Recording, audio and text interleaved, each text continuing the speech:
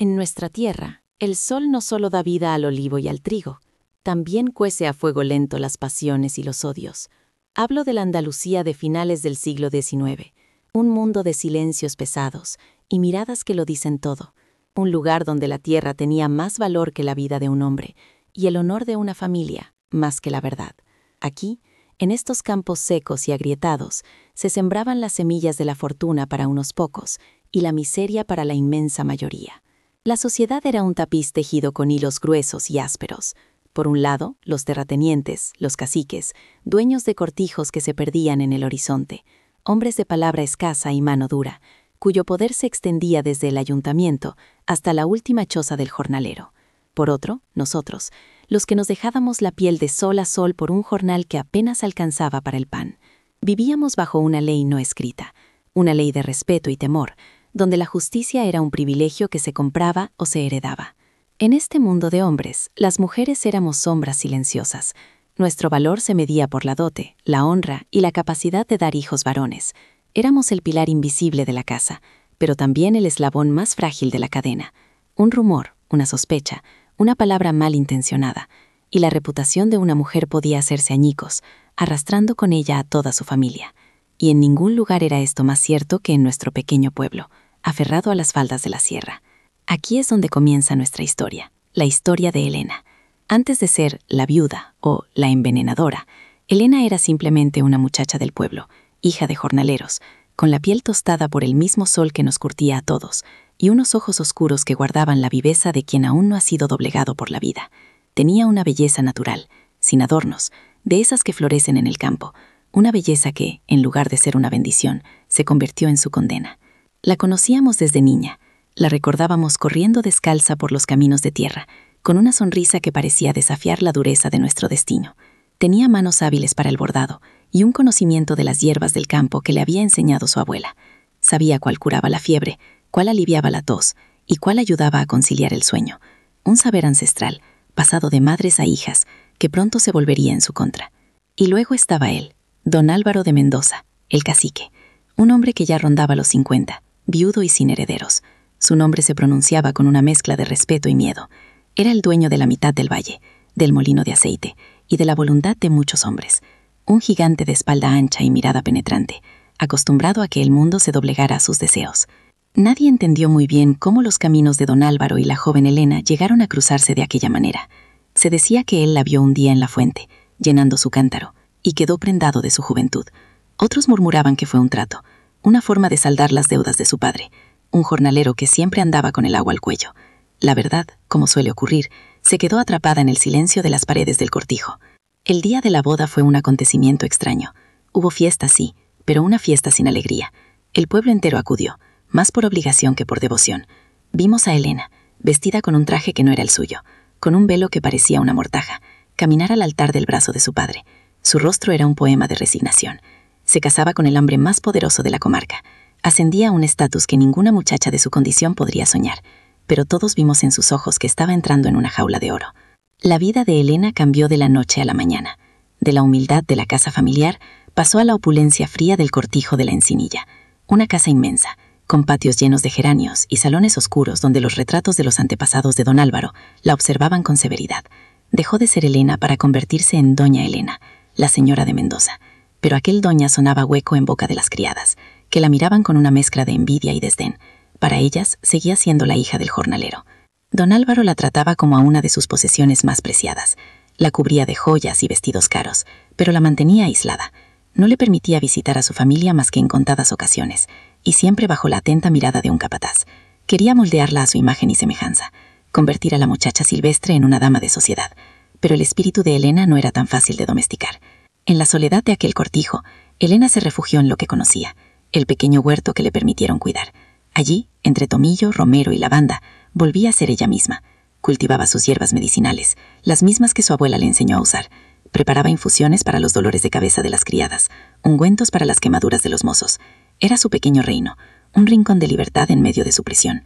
Pero la relación con don Álvaro no tardó en agriarse. Él era un hombre de costumbres arraigadas y un temperamento violento. Su orgullo de cacique no toleraba la más mínima contradicción. Cualquier gesto que él interpretara como un desafío, cualquier atisbo de la antigua independencia de Elena, era castigado con días de silencio glacial o con palabras afiladas como cuchillos. Empezaron a oírse discusiones tras los muros del cortijo, gritos ahogados que las criadas comentaban en susurros en la cocina. Don Álvaro, cuya salud siempre había sido robusta, comenzó a quejarse de males de estómago, de cólicos y fatigas que los médicos de la capital no sabían diagnosticar. Se volvió más irascible, más desconfiado. La tensión en la casa se podía cortar con un cuchillo. Él la acusaba de no darle un heredero, el único propósito, según él, para el que la había desposado. La humillaba en privado, recordándole sus orígenes humildes, diciéndole que sin él no sería nada. Elena, por su parte, se marchitaba día a día. La luz de sus ojos se fue apagando, reemplazada por una sombra de tristeza y miedo. La gente del pueblo notaba el cambio. Cuando la veían en misa los domingos, su única salida permitida, ya no era la misma muchacha. Caminaba con la cabeza gacha, la mirada perdida. Su belleza se había vuelto frágil, casi transparente. Se empezó a decir que don Álvaro la estaba consumiendo, que su carácter agrio y su posesividad la estaban matando en vida. Fue entonces cuando ocurrieron ciertos eventos que, vistos en retrospectiva, parecían piezas de un rompecabezas macabro. Un día, Elena tuvo una fuerte discusión con la hermana de don Álvaro, doña Elvira, una mujer solterona y amargada que nunca había aceptado aquel matrimonio y que vivía en el cortijo como un cuervo al acecho. Elvira la acusó públicamente, en el patio, de ser una advenediza que solo buscaba la fortuna de su hermano. Los gritos se oyeron hasta en las cuadras. Poco después, don Álvaro sufrió uno de sus peores ataques. Se retorcía de dolor en la cama, con el rostro pálido y sudoroso. Elena, como siempre, estuvo a su lado, preparándole una infusión con las hierbas de su huerto. Una de las criadas, fiel a doña Elvira, la dio machacar unas raíces en el mortero con una expresión extraña, concentrada. Un gesto normal para quien prepara un remedio, pero que más tarde sería descrito como el de una bruja elaborando una pócima. La salud del cacique empeoraba por semanas. Se volvió paranoico. Despidió a un par de criados por sospechar que le robaban. Se encerró en su despacho durante días, revisando papeles y su testamento. La atmósfera en la encinilla era irrespirable, cargada de una electricidad que anunciaba tormenta. Elena, atrapada en esa espiral de desconfianza y enfermedad, parecía cada vez más ausente. A veces los jornaleros que trabajaban cerca del huerto la veían hablar sola o quedarse mirando un punto fijo durante minutos, como si su mente estuviera en otro lugar. Ignoraban que para ella el cortijo se había convertido en un laberinto sin salida y su matrimonio en una condena a cadena perpetua. El último mes fue el peor. Don Álvaro apenas podía levantarse de la cama, deliraba por la fiebre, y en sus delirios a veces la llamaba con ternura y otras la acusaba a gritos de traicionarlo. Elena no se separaba de su lecho, le limpiaba el sudor, le daba de beber, le administraba los brebajes que ella misma preparaba. Su rostro mostraba el cansancio de noches en vela, pero también una determinación sombría. La última noche, una calma extraña se instaló en el cortijo. Don Álvaro parecía haber mejorado. Pidió un caldo, y fue Elena quien se lo llevó. Se quedaron solos en la habitación. Nadie sabe qué se dijo, qué ocurrió en la intimidad de aquel cuarto. Lo único que se oyó, horas más tarde, fue un grito desgarrador, el grito de Elena. Cuando doña Elvira y los criados entraron, encontraron a don Álvaro muerto en la cama, con el rostro contorsionado en una mueca de agonía y una espuma blanquecina en los labios. A su lado, en el suelo, estaba Elena, sollozando, con la taza del caldo rota en 1000 pedazos. En ese preciso instante, antes de que llegara el médico, antes de que nadie hiciera pregunta alguna, la sentencia ya estaba dictada, no en un juzgado, sino en los ojos acusadores de doña Elvira y en los susurros que comenzaron a serpentear por los pasillos del cortijo. La hija del jornalero, la joven esposa, la cuidadora de hierbas. La escena era perfecta, demasiado perfecta. El honor de los Mendoza había sido mancillado, y en nuestra tierra una ofensa así solo se lava de una manera. La venganza, vestida con los ropajes de la justicia, ya había empezado a afilar su cuchillo. El escenario estaba listo para la tragedia. La noche en que murió don Álvaro de Mendoza no cayó de golpe sobre el valle, se fue arrastrando lentamente, como una bestia cansada, tiñendo de un rojo enfermo las nubes que se aferraban a las cumbres de la sierra. El aire, que durante todo el día había sido un horno, se quedó quieto, pesado, sin una brizna que aliviara el bochorno.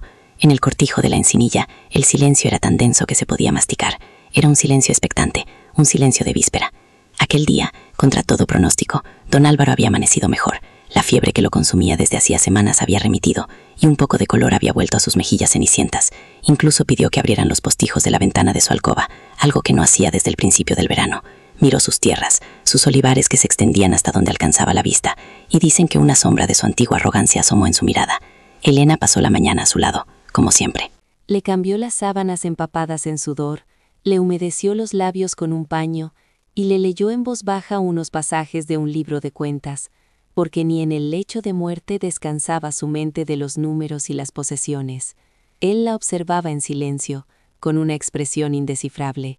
Ya no había ira en sus ojos, solo un cansancio profundo, casi ancestral. Fue a media tarde cuando ocurrió algo que nadie esperaba. Don Álvaro, con un hilo de voz, le pidió a su hermana Elvira que saliera de la habitación. Quería quedarse a solas con su esposa. Doña Elvira, que no se había separado de la cabecera de su hermano como un buitre esperando su momento, salió a regañadientes, lanzándole a Elena una mirada cargada de veneno. La puerta se cerró con un chasquido seco, dejando a la pareja a solas por primera vez en mucho tiempo. Lo que se habló en aquella alcoba cerrada es un misterio que se llevaron a la tumba, pero una de las criadas más jóvenes, María, que llevaba un cántaro de agua fresca al cuarto contiguo, juró haber oído la voz de don Álvaro, no en un grito, sino en un murmullo quebrado, palabras sueltas. Perdón, oyó decir, y luego, tierra, para ti, testamento. María, asustada, apresuró el paso, sin querer oír más de lo que le correspondía. Poco después, la puerta se abrió, y salió Elena. Tenía el rostro pálido, pero sus ojos oscuros brillaban con una intensidad extraña, como si contuvieran lágrimas que se negaban a caer o una llama que acabara de prender. No miró a nadie, cruzó el patio principal con paso firme y se dirigió a su pequeño huerto, su único refugio en aquella casa de extraños. Allí, entre el perfume de la lavanda y el romero, se arrodilló junto a un arriate donde crecían hierbas que solo ella conocía. La vimos desde lejos, los que trabajábamos en los campos cercanos. Su figura, recortada contra el sol del atardecer, parecía la de una antigua sacerdotisa oficiando un rito secreto. Con un pequeño cuchillo, cortó con precisión unas hojas de adelfa, cuyas flores rosadas y blancas eran tan hermosas como mortales, y unas raíces de una planta que llamaban matalobos. Las envolvió con cuidado en un pañuelo de lino. Luego entró en la cocina. El corazón de la casa estaba casi vacía a esa hora. La cocinera preparaba la cena de los jornaleros en el fogón exterior. Dentro, solo quedaba una de las criadas más antiguas, Dolores, una mujer leal a doña Elvira. Dolores la vio entrar, silenciosa como una sombra. Vio cómo Elena sacaba su mortero de mármol, el mismo que usaba para sus remedios. Y entonces, con una calma que helaba la sangre, Elena comenzó a machacar las hojas y las raíces. El sonido del pilón contra la piedra era lo único que rompía el silencio de la cocina. Un ritmo constante, metódico, casi hipnótico. Dolores no dijo nada, pero sus ojos no se apartaron de las manos de Elena. Vio cómo la mezcla verdosa iba soltando un jugo oscuro y espeso. No era la primera vez que la veía preparar sus brebajes, pero aquella vez fue diferente. Había una solemnidad en sus gestos, una ausencia total de duda. Mientras tanto, en el salón principal, doña Elvira hablaba en susurros con el capataz. Le contaba, con la voz cargada de indignación, lo que creía haber oído, que su hermano, ablandado por la enfermedad, pensaba cambiar el testamento, que esa advenediza iba a quedarse con lo que por derecho de sangre le pertenecía a ella. El capataz, un hombre leal a la familia Mendoza desde hacía décadas, asentía con el ceño fruncido. La semilla de la sospecha ya estaba plantada y comenzaba a germinar. Cuando la mezcla estuvo lista, Elena la vertió en un pequeño frasco de cristal oscuro. Lo guardó en el bolsillo de su delantal y se acercó al fuego donde se calentaba a fuego lento un caldo de ave para don Álvaro. Nadie la vio verter el contenido del frasco en el cazo, pero la oportunidad estuvo ahí. En ese instante en que la cocinera salió a buscar más leña, y Dolores se distrajo con un ruido proveniente del patio. Un momento fugaz, un lapso de apenas unos segundos. El tiempo justo. Con la taza de caldo humeante en una bandeja de plata, Elena emprendió el camino de vuelta a la alcoba. El viaje a través de los pasillos del cortijo debió de parecerle una eternidad. Cada paso resonaba en las baldosas de barro cocido.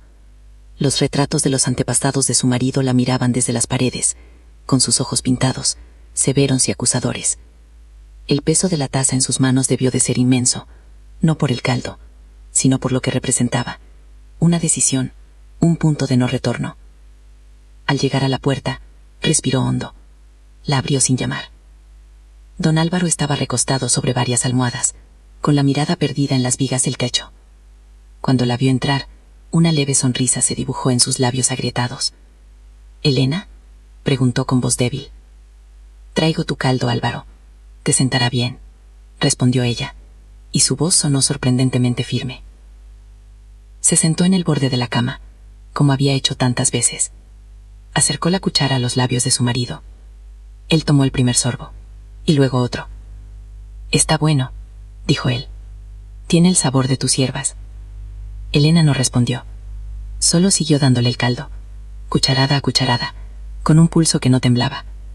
Sus ojos no se apartaban del rostro de él, estudiando cada gesto, cada parpadeo. Cuando terminó el caldo, don Álvaro suspiró, como si hubiera quitado un gran peso de encima. —Estoy cansado, Elena, muy cansado. Ella retiró la bandeja y la dejó en una mesita cercana. Se quedó de pie junto a la cama, observándolo. El tiempo pareció detenerse en aquella habitación penumbrosa, cargada con el olor a cera de velas y a enfermedad. Los primeros síntomas no tardaron en aparecer. Primero fue un leve temblor en las manos de don Álvaro. Luego, una mueca de dolor cruzó su rostro. Se llevó una mano al estómago, que empezó a contraerse en espasmos violentos. —¿Qué me has dado? —alcanzó a susurrar, con los ojos desorbitados por el pánico y la confusión. Miró a Elena, y en su mirada ya no había ternura, sino la terrible comprensión de la traición. Elena no se movió. Se quedó allí, de pie, como una estatua de sal, mientras su marido comenzaba a retorcerse en la cama. La agonía fue rápida y brutal. Un sudor frío perló su frente, y una espuma blanquecina comenzó a brotar de sus labios. Sus miembros se convulsionaban con una fuerza terrible, sacudiendo los pesados muebles de la cama de roble. Intentó gritar, pero de su garganta solo salió un sonido ahogado, un estertor horrible, que era el sonido mismo de la muerte. Fue en ese momento cuando la compostura de Elena se rompió. Quizás la realidad de lo que estaba presenciando fue demasiado para ella, o quizás fue el terror de ser descubierta. Con un movimiento brusco, como si despertara de una pesadilla, tropezó hacia atrás, golpeando la mesita. La bandeja de plata, la taza y la cuchara cayeron al suelo con un estrépito metálico, y el sonido agudo de la loza haciéndose añicos. Y entonces gritó. Fue un grito que no parecía humano, un alarido desgarrador que rasgó el silencio del cortijo y se extendió por los campos como una mala premonición. Era un grito de horror, de desesperación, y quizás de una extraña y terrible liberación. La primera en entrar fue doña Elvira, como si hubiera estado esperando tras la puerta. Entró seguida del capataz y de un par de criadas que acudieron a la carrera, con el miedo pintado en sus rostros. La escena que encontraron los dejó paralizados. Don Álvaro yacía en la cama, inmóvil, con los ojos vidriosos abiertos al techo, y el rostro congelado en una máscara de sufrimiento atroz. La espuma en sus labios y el desorden de las sábanas hablaban de una lucha violenta. Y a los pies de la cama, en el suelo, entre los pedazos rotos de la taza de caldo, estaba Elena. Estaba arrodillada, con el rostro oculto entre las manos, y su cuerpo se sacudía por unos sollozos que no tenían consuelo. Doña Elvira no necesitó más. No esperó al médico. No hizo preguntas. Su mirada pasó del cadáver de su hermano a la figura temblorosa de Elena, y luego a los restos de la taza en el suelo. Todo encajaba en su mente. Todas las piezas del rompecabezas de su odio encontraron su lugar. Se acercó a Elena, no con compasión, sino con una furia fría y calculadora. La agarró por un brazo con una fuerza sorprendente para su delgada figura, y la obligó a levantarse. «¡Asesina!», siseó, y la palabra resonó en la habitación como el golpe de un martillo. «¡Has matado a mi hermano!». Elena no respondió. Solo levantó la vista, y en sus ojos anegados en lágrimas había una expresión de absoluto desamparo. Era la mirada de un animal atrapado en una trampa, consciente de que cualquier lucha sería inútil. El capataz, sin esperar órdenes, salió corriendo de la habitación gritando que fueran a buscar a la Guardia Civil al pueblo. Las criadas se quedaron petrificadas en el umbral, murmurando entre ellas, santillándose. La noticia corrió como la pólvora por el cortijo, de la cocina a las cuadras, de las cuadras a las casas de los jornaleros. La señora ha envenenado al amo. En ese instante, la cronología de los hechos se selló. La conversación a solas, el cambio de testamento que se rumoreaba, la visita de Elena al huerto, su calma en la cocina mientras machacaba las hierbas, la taza rota. Cada detalle, cada gesto, que por separado podría haber sido inocente, se convirtió en un eslabón de una cadena de pruebas irrefutables. Nadie se preguntó si el grito de Elena fue de culpa o de terror al ver el efecto de su remedio. Nadie consideró si las hierbas eran para aliviar o para matar. Nadie pensó en los años de humillación, en el aislamiento, en el miedo que había vivido entre aquellas paredes. La historia ya estaba escrita y tenía una villana perfecta. El crimen no había sido solo la muerte de un hombre, había sido un acto de rebelión inconcebible. Una jornalera que se atrevía a levantar la mano contra su señor, una esposa que rompía su voto sagrado. En nuestra tierra, donde el orden de las cosas era tan inmutable como el ciclo de las estaciones. Aquello era una afrenta que no podía quedar sin castigo. La justicia de los hombres ya había afilado su hacha, y la sombra del garrote vil comenzaba a proyectarse, larga y oscura, sobre la figura de Elena, la joven viuda. El juicio acababa de empezar, pero la sentencia ya estaba dictada. La llegada de la ley a la Encinilla no fue como la lluvia esperada en mayo, que trae alivio y vida. Fue como una helada tardía, una de esas que queman los brotes tiernos y anuncian un año de escasez. Llegaron al amanecer, 2 parejas de la Guardia Civil, con sus tricornios de charol brillando bajo el sol pálido, y sus capotes oscuros cubiertos del polvo del camino. Nosotros, los que nos habíamos congregado en la cancela del cortijo, nos apartamos a su paso sin necesidad de que dijeran una palabra. El miedo y el respeto a aquel uniforme venían aprendidos desde la cuna. Tras ellos, en un carruaje que parecía fuera de lugar en nuestros caminos, llegó el juez de instrucción del partido judicial, un hombre de la ciudad, pálido y menudo, con unas gafas que le resbalaban por la nariz y un traje negro que ya sufría el calor de la mañana. Se apeó con dificultad, mirando el barro de sus zapatos con una mueca de disgusto, como si todo aquel lugar, con su olor a estiércol y a tierra húmeda, fuera una ofensa para su mundo de legajos y tinta. Le acompañaba un secretario, aún más joven, que cargaba con un pesado maletín de cuero, donde suponíamos guardaba las herramientas para desentrañar la verdad, o al menos para escribir la versión de la verdad que quedaría para siempre en los papeles. La escena en la alcoba de don Álvaro estaba congelada en el tiempo, como un retablo macabro. El juez entró y lo primero que hizo fue persignarse, un gesto rápido, casi mecánico. Luego, su mirada lo recorrió todo con una frialdad profesional. El cuerpo de don Álvaro, ya rígido sobre las sábanas revueltas.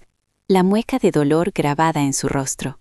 La taza de loza hecha añicos en el suelo. Sus fragmentos esparcidos como huesos rotos. Y en un rincón, sentada en una silla baja, estaba Elena. Ya no lloraba. Tenía la mirada perdida en un punto de la pared, y su cuerpo se mecía con un ritmo lento, casi imperceptible. Estaba ausente, como si su alma hubiera huido de aquella habitación, dejándola sola para enfrentar lo que venía. Fue doña Elvira quien rompió el silencio. Con la voz rota por un dolor que parecía tan genuino como su odio, relató su versión de los hechos. Habló del caldo, de cómo Elena había insistido en prepararlo y llevárselo ella misma. Habló del grito, del hallazgo. No omitió detalle, pero cada palabra era una pincelada en el retrato de una asesina. Describió a Elena como una mujer fría, calculadora, una advenediza que al ver peligrar la herencia que creía suya, no había dudado en cometer el crimen más vil. El juez escuchaba, asintiendo de vez en cuando, mientras el secretario tomaba notas a una velocidad febril. La primera piedra de la acusación, la más pesada, acababa de ser colocada. La investigación comenzó con una meticulosidad que nos era desconocida. El juez ordenó que nadie tocara nada. Con unas pinzas, recogió uno a uno los trozos de la taza rota y los depositó con sumo cuidado en una caja de cartón. Hizo lo mismo con la cuchara de plata, manchada con restos del caldo. Luego se dirigió a la cocina. Allí, sobre la mesa de madera, encontró el mortero de mármol. Aún contenía restos de una pasta verdosa. El juez raspó una muestra con la punta de un cuchillo y la envolvió en un papel. Aquellos objetos silenciosos, la taza rota y el mortero, se convirtieron en los principales testigos de la fiscalía. Eran pruebas mudas, pero su lenguaje parecía terriblemente claro. El médico del pueblo, don Ricardo, un hombre bueno pero acostumbrado a tratar gripes y partos, examinó el cuerpo. Su dictamen fue cauto. Habló de una muerte violenta, con signos de envenenamiento, pero admitió no tener los medios para identificar la sustancia. El juez, con un gesto de impaciencia, ordenó que el estómago del difunto y las muestras recogidas fueran sellados y enviados con urgencia a los laboratorios de la capital. La ciencia, esa nueva fe de la ciudad, debía ponerle nombre a la muerte. Y todos sabíamos que cuando llegara ese nombre, vendría atado al de Elena. Comenzaron entonces los interrogatorios. Uno a uno los criados del cortijo fueron llamados al salón principal, que se había convertido en un juzgado improvisado. El miedo se palpaba en el aire. Eran gentes sencillas, acostumbradas a obedecer, no a declarar. Sus testimonios eran un mosaico de verdades a medias, de cosas vistas y oídas, todo ello filtrado por el temor a la nueva señora, doña Elvira, y al peso del apellido Mendoza. Hablar de más podía costarles el jornal y el techo. Callar demasiado podía hacerles cómplices. El testimonio de Dolores, la criada más antigua, fue devastador. Con voz temblorosa contó cómo había visto a Elena en la cocina, machacando unas hierbas en el mortero. Describió su expresión como extrañamente serena, como quien cumple un encargo. No dijo que la viera echar nada en el caldo. No podía decirlo porque no lo vio. Pero su relato dejó la imagen de Elena preparando el veneno con una calma escalofriante. La omisión, en aquel contexto, era una acusación en sí misma. Luego le tocó el turno a la joven María. La muchacha estaba pálida como la cera. El juez le preguntó si había notado algo extraño en los últimos días. Ella balbuceó. Habló de las discusiones, del mal humor del señor. Pero calló lo más importante. Calló las palabras que había oído a través de la puerta. Perdón. Testamento. Tierra para ti. ¿Cómo iba a decirlo? ¿Quién creería a una criada frente a la palabra de doña Elvira?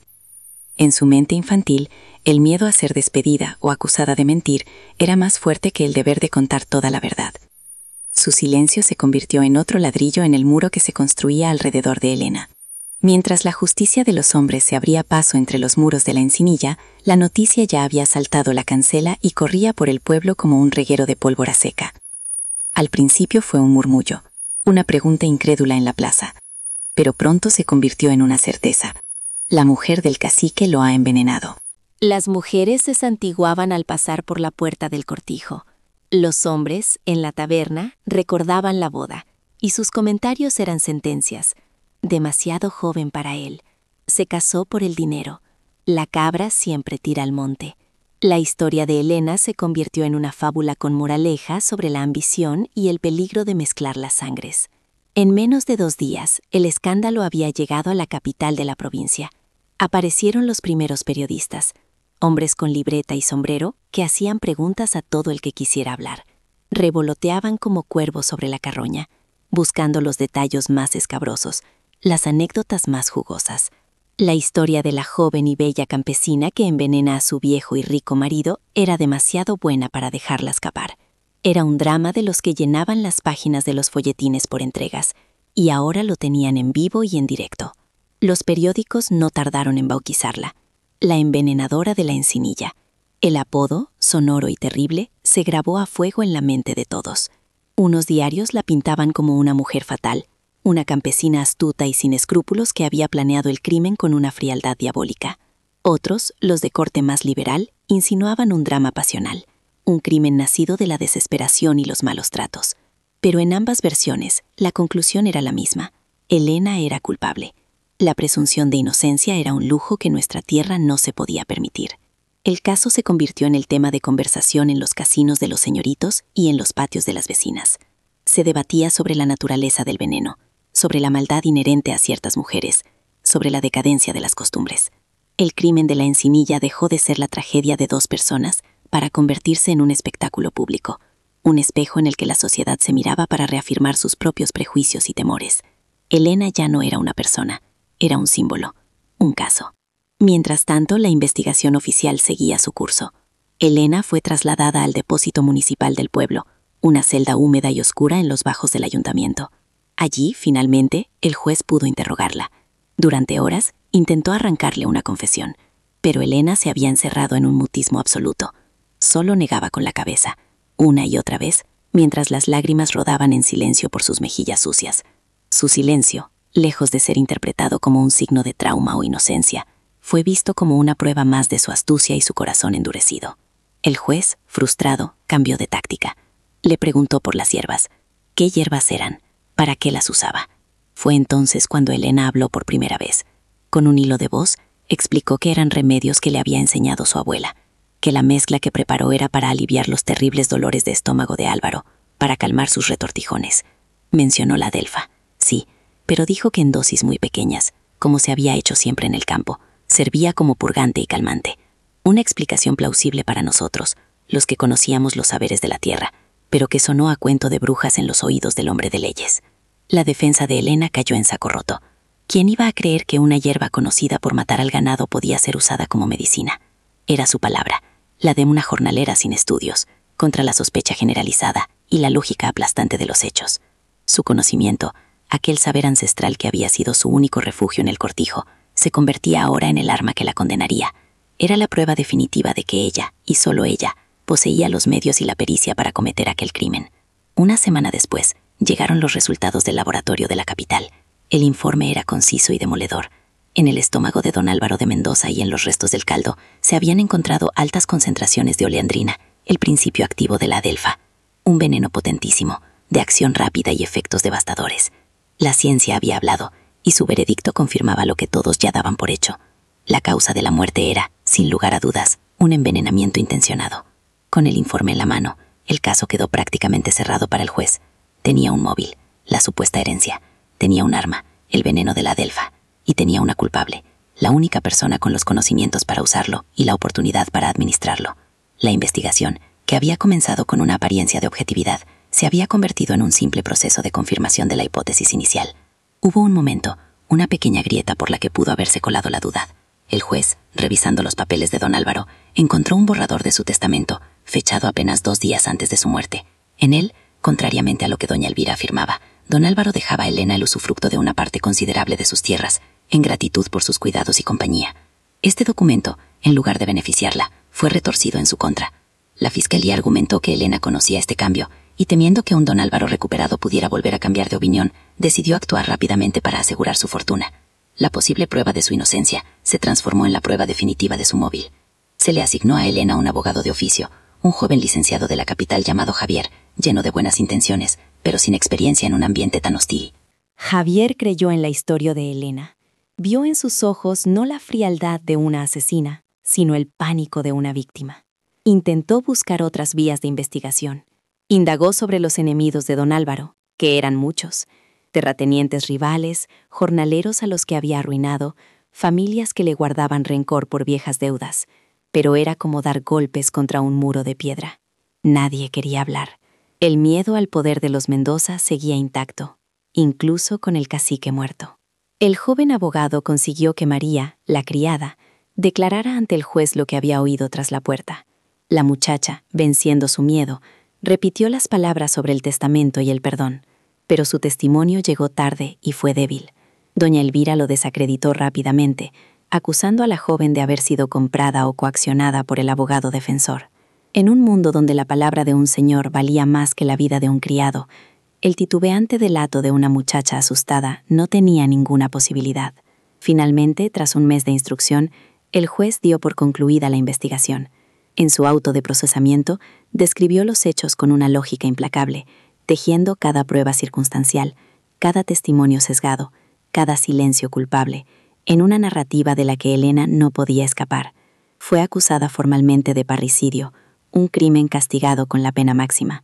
La maquinaria judicial se puso en marcha, lenta pero inexorable, hacia el juicio oral. La noticia de la acusación y la petición de la pena capital corrió por toda España. El caso de la envenenadora de la Enciniria se había convertido en una causa célebre. Se escribieron coplas de ciego que se vendían en las ferias, narrando con detalles morbosos el crimen y la maldad de la viuda. Elena, encerrada en su celda, ajena a su propia fama, se había transformado en un monstruo a ojos del mundo. Para nosotros, los que la habíamos visto crecer, era una tragedia que nos superaba. Veíamos cómo la verdad se retorcía hasta volverse irreconocible. Veíamos cómo el odio de una mujer, el miedo de unos criados y la ambición de la prensa estaban construyendo un cadalso para una muchacha cuya única culpa, quizás, había sido florecer en el lugar equivocado. La repercusión del caso había sellado su destino mucho antes de que se reuniera el tribunal. La sociedad entera, desde el ministro en Madrid hasta el último cabrero de nuestra sierra, ya la había juzgado y condenado. La investigación no había servido para encontrar la verdad, sino para darle una apariencia de legalidad a una sentencia que estaba dictada desde el momento en que doña Elvira gritó «asesina». El escenario estaba listo para el último acto. Solo faltaba fijar la fecha del juicio, que no sería más que la crónica de una condena anunciada. La sombra del garrote vil se cernía, ya sin remedio, sobre el cuello de Elena. El juicio de Elena no fue un juicio, fue un auto de fe, un ritual público donde la comunidad no buscaba la verdad, sino la purga de un pecado que sentía como propio. La sala del juzgado, en la cabeza del partido judicial, era un horno humano en pleno julio. El aire, espeso por el sudor y el perfume barato de las señoras de la ciudad, vibraba con una expectación morbosa. Nosotros, los del pueblo, nos agolpábamos en los bancos del fondo, con nuestra ropa de domingo y el corazón encogido, sintiéndonos tan fuera de lugar como un gorrión en una jaula de canarios. Éramos testigos mudos de un final que ya todos conocíamos. El fiscal era un hombre de la capital, de verbo encendido y bigote engomado, un actor consumado en el teatro de la ley. Su acusación fue una pieza de oratoria brillante y cruel. No se limitó a presentar las pruebas, pintó un cuadro. Describió a Elena como una loba con piel de cordero, una campesina ambiciosa y sin alma que había seducido al viejo cacique para luego asesinarlo a sangre fría y heredar su fortuna. Cada palabra era un martillazo sobre el ataúd de Elena. Su conocimiento de las hierbas, nuestro saber ancestral, fue presentado como saberes de bruja. El mortero, la taza rota, el informe del laboratorio, todo encajaba en su relato con una perfección aterradora. Frente a él, el joven abogado de oficio, Javier, luchó como un león acorralado. Intentó, con la torpeza de la honestidad, desmontar aquella fortaleza de prejuicios. Presentó a Elena no como una asesina, sino como una víctima. Habló de su aislamiento, de la crueldad de don Álvaro, de la hostilidad de doña Elvira. Argumentó que el borrador del Nuevo Testamento no era un móvil para el crimen, sino la prueba de una reconciliación, un gesto de arrepentimiento de un hombre moribundo hacia la joven que lo cuidaba. Su voz, llena de convicción, se perdía en el silencio hostil de la sala. Sus argumentos eran razonables, pero la razón tenía poco que hacer en un lugar donde las emociones ya habían dictado sentencia. Cuando llamaron a Elena a declarar, un silencio sepulcral se apoderó de la sala. Caminó hacia el estrado con una dignidad que sorprendió a todos. No parecía una asesina, sino una de esas santas de iglesia, pálida y consumida por el dolor. Su voz, al principio un susurro, fue ganando una extraña firmeza. Contó su verdad, la misma que le había contado el juez. Habló de las hierbas como remedios, de su intención de aliviar el sufrimiento de su marido, de su terror al ver cómo el remedio se convertía en veneno. Era para el dolor, repitió una y otra vez, con una sencillez que desarmaba. Pero su calma, su falta de histeria, fue su perdición. El jurado, compuesto por propietarios y comerciantes de la comarca, hombres que veían en ella una amenaza a su orden social, no vieron inocencia en su serenidad, sino una frialdad inhumana. El veredicto tardó menos que la siesta de un jornalero. El presidente del jurado, un terrateniente amigo de los Mendoza, se puso en pie, evitó mirar a Elena y pronunció la palabra que todos esperaban: culpable. Un murmullo recorrió la sala, una mezcla de alivio y horror.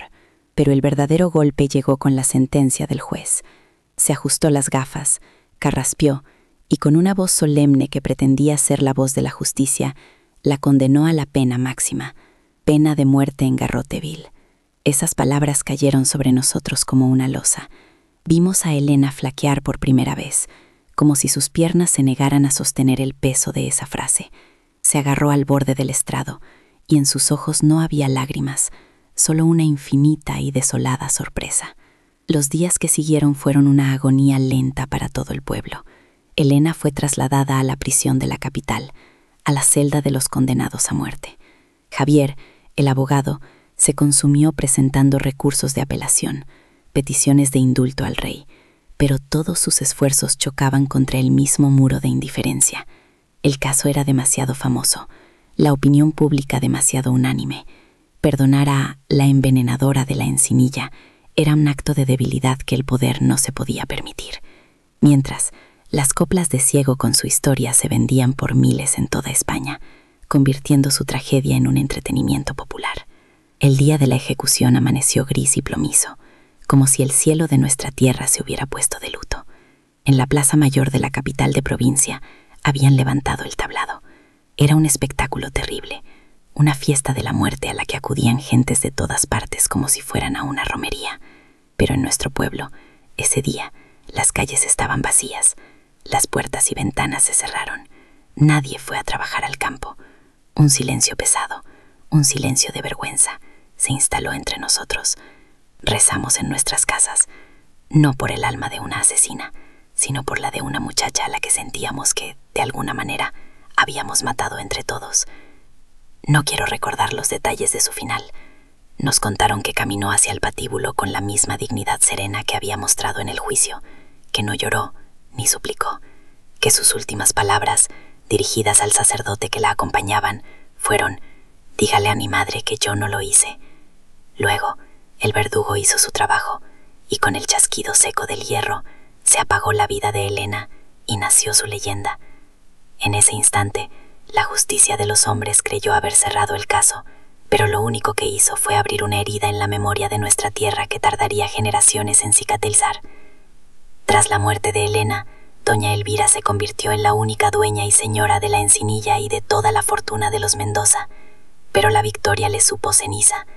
Dicen que el cortijo se volvió un lugar sombrío y triste, que los pasillos crujían por la noche y que el fantasma de una mujer joven se paseaba por el huerto donde antes crecían las hierbas. Elvira envejeció sola, consumida por su propio rencor, temida pero nunca respetada. El apellido Mendoza, antes sinónimo de poder, quedó para siempre manchado por la sombra de aquel crimen. Y entonces, el tiempo, que es el único juez verdaderamente imparcial, comenzó a hacer su trabajo. Pasaron los años y las certezas empezaron a resquebrajarse. La gente que había vivido los hechos envejeció y con la vejez el miedo se fue transformando en remordimiento. Empezaron a surgir los ¿y si la muchacha decía la verdad? ¿Y si la dosis del remedio fue un error, un accidente trágico? ¿Y si don Álvaro, atormentado por el dolor y el remordimiento, se hubiera quitado la vida él mismo? Décadas más tarde, ya bien entrado el nuevo siglo, un joven historiador de la capital desempolvó los archivos del caso, leyó el sumario con ojos nuevos, sin los prejuicios de la época, y lo que encontró lo dejó perplejo. Vio un juicio lleno de irregularidades, de testimonios coaccionados por el miedo. Vio cómo la prueba clave, el borrador del testamento que la beneficiaba, había sido retorcida hasta convertirla en un móvil. Vio sobre todo la ausencia de una investigación real sobre otras posibilidades. El historiador escribió un libro que causó un gran revuelo. Lo tituló El error judicial de la Encinilla. En él no afirmaba categóricamente la inocencia de Elena, pero sembraba una duda tan razonable que resultaba imposible seguir viéndola como el monstruo que nos habían pintado. Su libro abrió la puerta a nuevas teorías, la más inquietante y la que con el tiempo ganó más fuerza entre los estudiosos, apuntaba directamente a doña Elvira. Se reconstruyó la escena del crimen desde otra perspectiva. ¿Y si fue Elvira quien, al saber que su hermano iba a cambiar el testamento a favor de Elena, decidió actuar? Ella conocía la casa, las rutinas. Pudo añadir más veneno al remedio que Elena ya había preparado, o incluso envenenar el caldo mientras Elena estaba en el huerto. El grito de Elena, entonces, no sería el de una asesina descubierta, sino el grito de horror de alguien que ve morir a una persona a la que intentaba curar, comprendiendo en ese instante que había caído en una trampa mortal. Era una teoría sin pruebas definitivas, pero que explicaba muchas de las piezas que nunca habían encajado.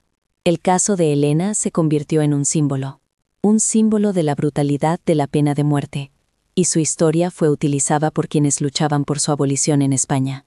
Se convirtió en un ejemplo estudiado en las facultades de Derecho sobre los peligros de la presión mediática y el juicio popular, y sobre todo, se transformó en un icono de la lucha feminista, la historia de una mujer silenciada y aplastada por un sistema patriarcal que no le concedió ni la presunción de inocencia ni el derecho a defender su verdad. Con los años, la cultura se apropió de su figura. Se escribieron novelas, se compusieron canciones y finalmente se hizo una película en blanco y negro que la retrató como una heroína trágica. El cortijo de la Encinilla, abandonado y en ruinas, se convirtió en un lugar de peregrinación para curiosos y románticos, que dejaban flores silvestres en la tapia del viejo huerto. La envenenadora de las coplas de ciego se había transformado en la mártir de la Encinilla. Hoy, cuando los viejos del pueblo nos sentamos al sol en la plaza, a veces hablamos de ella, ya no con el miedo o el morbo de antaño, sino con una ternura triste. Contamos su historia a nuestros nietos, no como un cuento de crímenes, sino como una lección sobre lo fácil que es construir un monstruo y lo difícil que es reconocer a una víctima. La historia de Elena ya no pertenece a los legajos judiciales ni a las crónicas de sucesos. Nos pertenece a nosotros. Está sembrada en esta tierra, en la memoria de nuestra gente, como un olivo viejo y retorcido, que a pesar de las heladas y las sequías, se niega a morir. Y su fantasma, el de aquella muchacha de ojos oscuros que solo quería ser libre, nos recuerda que la verdad, a veces, no hace ruido, y que la justicia más importante es la que, aunque tarde, le concede la memoria.